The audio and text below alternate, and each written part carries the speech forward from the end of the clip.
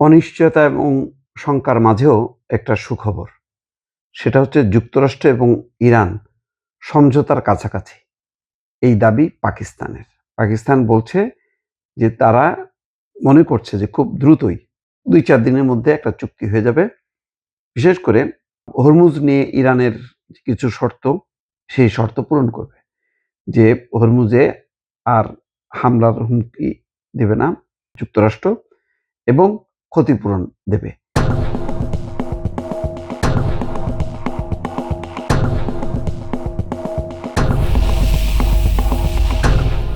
এই বিষয়টা কিভাবে ক্ষতিপূরণ দেবে বা হরমুজে আর হামলা হবে না আমেরিকার পক্ষ থেকে সেটা নিশ্চিত না।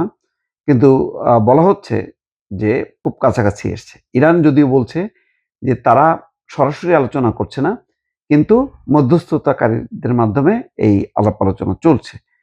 এখানে মঙ্গলবার ব্লুমবার্গ নিউজের এক সাক্ষাৎকারে পাকিস্তানের প্রতিরক্ষা মন্ত্রী খাজা ওয়াসিফ জানান, পরিস্থিতি আবার শান্তি বা চুক্তির অনুকূলে এগোচ্ছে। তিনি বলেন, গত ২-৩ দিনে সংকেত বলছে আমরা যেকোনো ধরনের সমঝোতার খুব কাছাকাছি। এর আগে মঙ্গলবারই ইরানের পররাষ্ট্রমন্ত্রী আব্বাস আরাকচি তেহরানে পাকিস্তানের স্বরাষ্ট্রমন্ত্রী মহসিন নাকভির সঙ্গে বৈঠক করেন। তবে বৈঠকের বিস্তারিত প্রকাশ করা হয়নি। কাতারের পররাষ্ট্র মন্ত্রণালয়ের মুখপাত্রও জানিয়েছে, হরমুজ প্রণালীর ব্যবস্থাপনা নিয়ে ওমান এবং ইরানের পৃথক আলোচনা এখন উন্নত পর্যায়ে আছে। অর্থাৎ দুই দেশের আলোচনা এখন খুব ভালো অবস্থায় আছে। বিশ্বের প্রায় ১/৫ অপরিশোধিত তেল এবং তরলীকৃত প্রাকৃতিক গ্যাস যুদ্ধ শুরুর আগে হরমুজ প্রণালী দিয়ে পরিবাহিত হতো।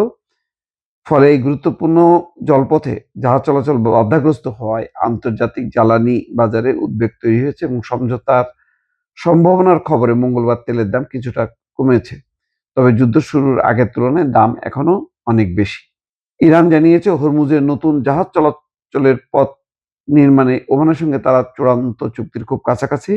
তবে তেহরান দাবি, শুধু এই চুক্তি হলেই প্রণালী পুরোপুরি উন্মুক্ত হবে না।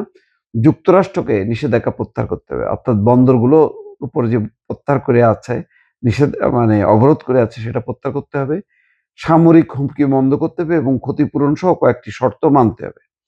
ইরানের পররাষ্ট্রমন্ত্রী আব্বাস আরাকচি বলছেন, ওয়াশিংটন এবং তেহরানের মধ্যে সরাসরি আলোচনা চলছে না, মধ্যস্থতাকারীদের মাধ্যমে বার্তা আদান প্রদান চলছে। তবে মার্কিন প্রেসিডেন্ট ডোনাল্ড ট্রাম্প সোমবার ইরানের কাছ থেকে ক্ষতিপূরণের দাবি করায় সমঝোতার পথ অনেকটা কঠিন হয়েছে বলে আশঙ্কা করা হচ্ছে। ট্রাম্প বলেন, গত ৫০ বছরে ইরানের কর্মকাণ্ডের কারণে যে ক্ষয়ক্ষতি হয়েছে, তাই তেহরানকে সেই অর্থ দিতে হবে। এদিকে কূটনৈতিক তৎপরতার মাঝেই সামুদ্রিক নিরাপত্তা পরিস্থিতির অবনতি হয়েছে।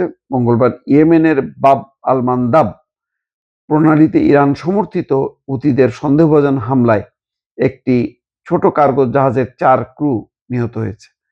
ইয়েমেনের পরিবহন মন্ত্রণালয় জানিয়েছে, মিশরীয় মালিকানাধীন তিহা মাহা জাহাজে এই হামলার দায় অবশ্য হুতিরা স্বীকার করেনি। অন্যদিকে পাকিস্তানের উপকূলের কাছে ওমান উপসাগরে একটি কন্টেইনার জাহাজ ক্ষেপণাস্ত্র হামলার শিকার হয়। ধারণা করা হচ্ছে, ইরানের বন্দরগামী জাহাজ চলাচলে মার্কিন নৌ অবরোধ কার্যকর করার সময় সতর্কবার্তা উপেক্ষা করায় মার্কিন সামরিক হেলিকপ্টার থেকে জাহাজটিতে হামলা চালাইছে। তার মানে এদিকে যুক্তরাষ্ট্র হামলা চালাচ্ছে, ওইদিকে হুতিরাও হামলা চালাচ্ছে, যদিও হুতিরা স্বীকার করেনি। এই উত্তেজনা থাকা সত্ত্বেও যেটা বলা হচ্ছে যে তারা চুক্তির খুব কাছাকাছি অবস্থায় চলে এসছে এবং ২-১ দিনের মধ্যে এটির সমাধান হবে। তো এটা যদি সমাধান হয়, সাথে সাথেই তেলের দাম কমে যাবে। এই ব্যাপারে আর কোনো অনিশ্চয়তা থাকবে না।